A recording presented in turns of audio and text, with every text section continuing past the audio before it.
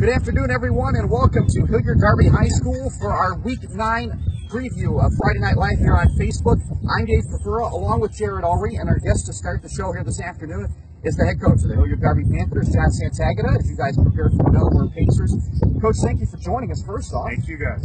5-3 coming into this one. You put yourselves in playoff position here in Region 3, What are the things that have really helped you put yourselves in position? What have you been doing so well the past couple of weeks here? I think our defense has been playing pretty well. They've given us a chance in every single game. You know, we held Kilbourne to 3 points, which is, I think a pretty good accomplishment for our defense. So I think mainly defense has done wonders for us. This is your 10th season as coach this year. You've turned this program into a perennial playoff team for the last several years. Are you happy with the strides that you guys have made as a program, and what have been some of the biggest challenges you've had to do that? I think in recent years we've faced some injuries.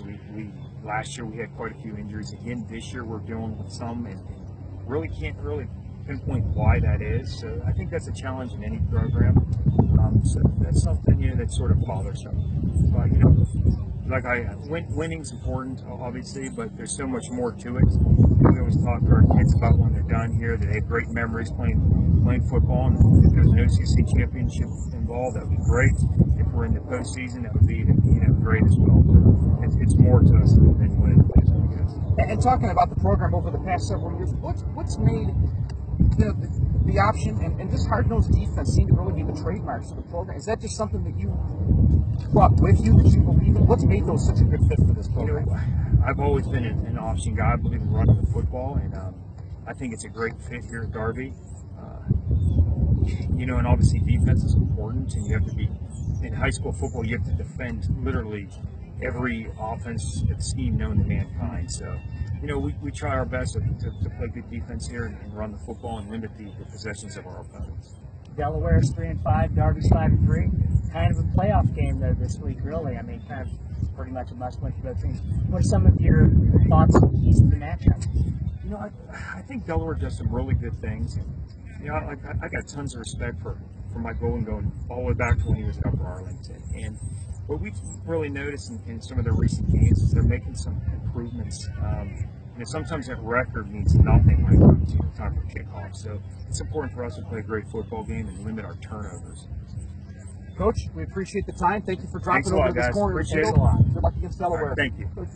Darby coach John Santagata joining us. That was a tough Thursday night game for them last year up at Delaware. That's right. We talked about they came in at 5-3. They're 10th in Region 3.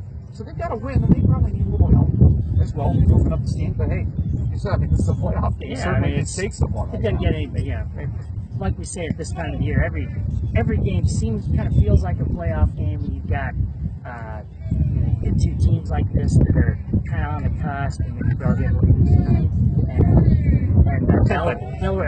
Delaware's 10th in their region, which, I'm not sure that any of us would have picked Delaware as a team that we thought would be a playoff contender, but that's the way it works. Sometimes you have some surprises when these regions are aligned. We haven't had this alignment before where you had the OCC Ohio teams got split.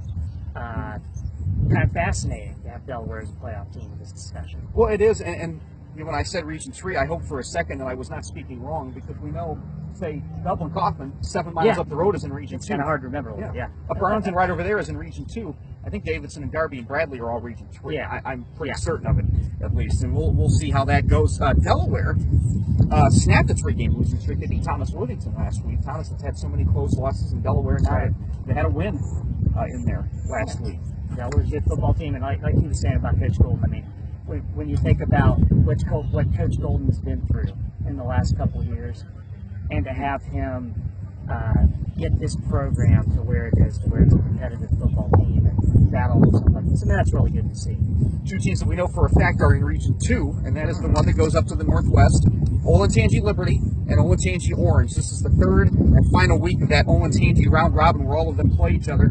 Orange is trying to go to 9-0, 4-0 in the league. Liberty also trying to go to 4-0 in the league. They're 6-2 overall, coming off the big win over Olentangy. Boy, I'm not going to say it really turned heads that Liberty beat Olentangy, because it was a very competitive game. But the way they came back to do it, they scored 21 points in the second quarter to take control of the game. Yeah, I was thinking about this a little bit today. Liberty had this incredible run last year, making it to the state semifinal. And I think on paper we thought, well, yeah, they're going to be in the mix again this year. But if you look at a lot of their key skill position guys, a lot of these guys are juniors. Their quarterback, Mitchell Oakley's a junior. A couple of their really good, talented wide receivers are juniors as well. So maybe they've kind of been a little ahead of schedule here the last couple of weeks to get these kind of wins, and it's they're going to have an extreme challenge this week. They're playing an Orange team that they lost to, or that they beat a couple of times last year. It doesn't seem like Orange. It seems like Orange is taking some steps forward this year. I think what did they play in the first round? I think That's right. Liberty and Orange did. And they were both great games last year too. Yeah, absolutely. Orange has not won in the rivalry since 2011. Maybe surprisingly. Kind of hard to believe, yeah. Yeah, I know they had a couple down years in that time period, but still, it's been a while. Scott Hennon, by the way, our staff writer, had a good story this week talking about brothers who coach on both sides of that rivalry. It's John. I have to refer to my cards here to make sure I get it right. John Sansbury is the defensive line coach at Olentangy Liberty. Chris Sansbury is the defensive line coach at Olentangy Orange. Both of them went to Liberty.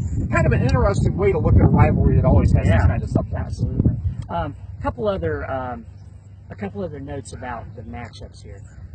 The Orange has this running back, this Graham Starn. Great game last week. He was one of our nominees for our Football Player of the Week. Rushed for 216 yards and a couple touchdowns.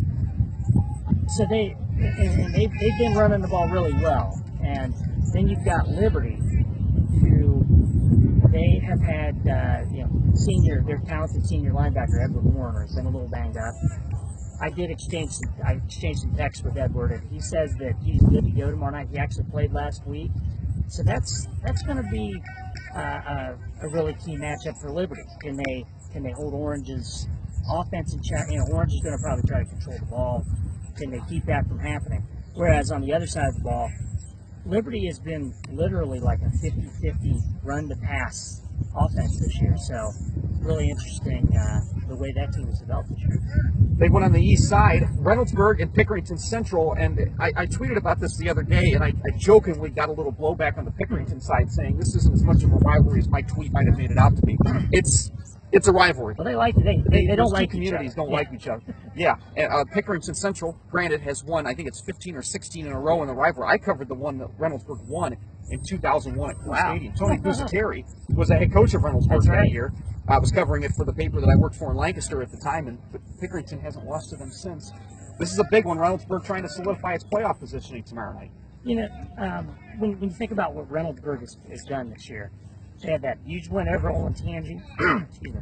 They had that huge win over Olentangy. Had kind of a bad loss against Pickerington North. Every win is pretty much a must-win for them. I think that they've still got a chance if they don't win Friday, because at Week 10 they got to play Lancaster, and Lancaster will give them a certain amount of points. But obviously, if they were able to go in there and pull it, it would be an upset on paper. I think most people would probably say that, considering the history of these two. One thing Buddy White said to me last week is that he says, "I don't think we've peaked yet." So, maybe Reynoldsburg comes out, plays their best game of the season this week, and gives Central a really good run for their money. One thing I noted in his the preview that you wrote about this game, he really wants to see a lot more out of the rushing game. I think they average less than 4 yards a carry. Now that would be good. I think Brian White would take 4 yards a carry because it keeps him on schedule. Buddy wants to see apparently a lot more of that on the ground. Yeah, and actually their quarterback Justin Henry had maybe what was his best game of the season last week. So they passed the ball really well. But yeah, I think they probably felt like they maybe didn't play as well against Grove City as maybe they would have wanted to play. So if they're able to come back and establish that running game, that's really about the only way that they can that they're going to be able to have much of a chance against Pickerington Central. Pickerington Central is such a physical team. They're very tough to move the ball against. So yeah, I think should be a really interesting matchup. It always is. Always is. One that's going to be interesting in the OCC Capitol tomorrow night. Big Walnut. I think it's fair to say upset New Albany. Yeah. Because I think a lot of people probably thought New Albany was going to win that game. So Big Walnut sitting all by its lonesome in first place in the OCC Capitol at 3-0. The two teams that are right behind them at 2-1 are New Albany and Franklin Heights. This is a game with a lot of stakes. Big Walnut plays Groveport. They'll probably end up winning that game. So the winner of this team is still, or winner of this game is still going to have a chance to win the league title next weekend. And I believe I read New Albany only rushed for about 81 yards. 81 yards total. 81 yards total, like on offense. Yes. So gave up 304. Yeah, I mean that kind of speaks for itself. I think that they're definitely going to want to come out with a better appearance on offense this week. Franklin Heights has some pretty good playmakers. This quarterback they have is I believe it's Cody. Yes.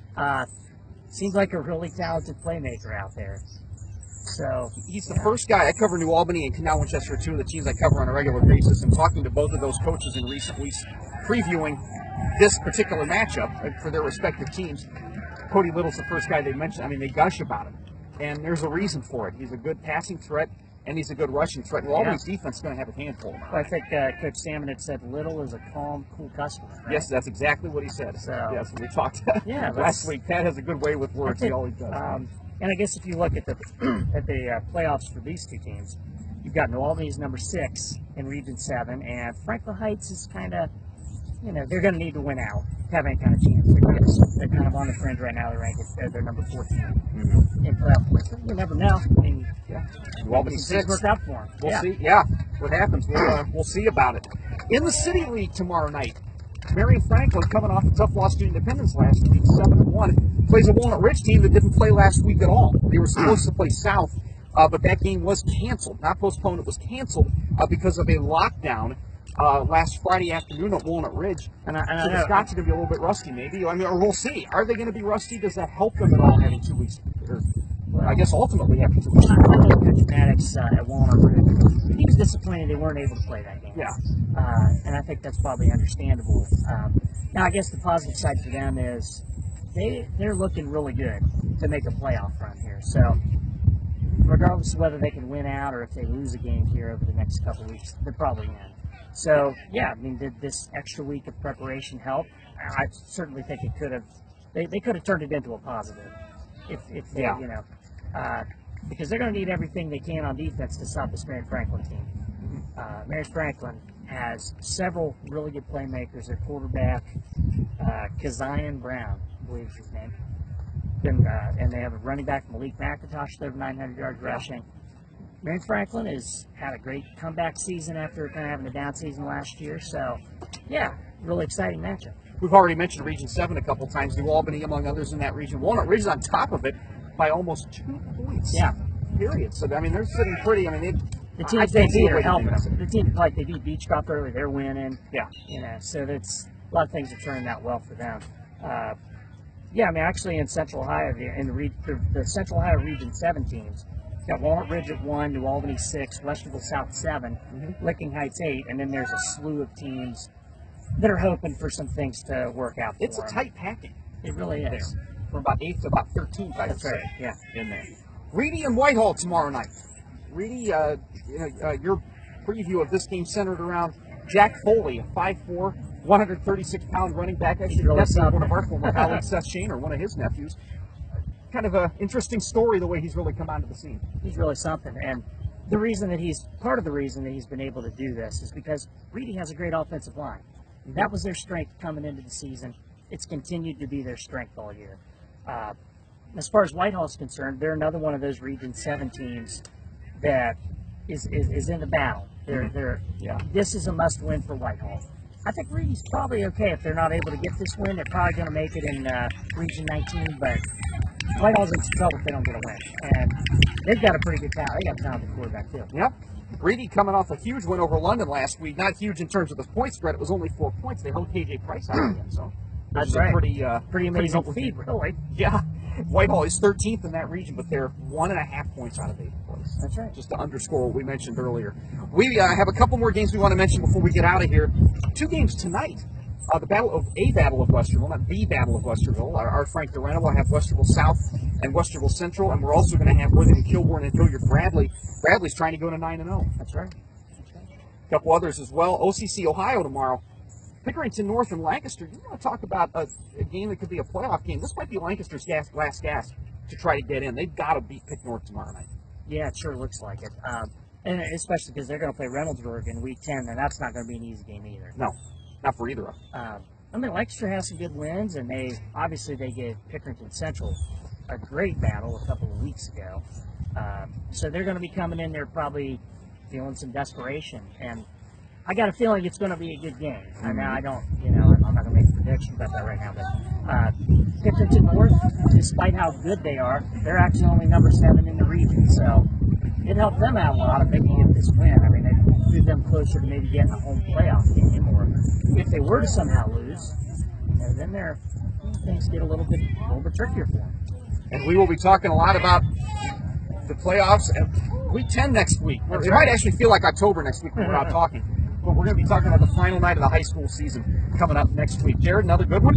Absolutely. Let's get ready for week 9. For Jarrod, Ulrey, I'm Dave Purpura. So long, everybody.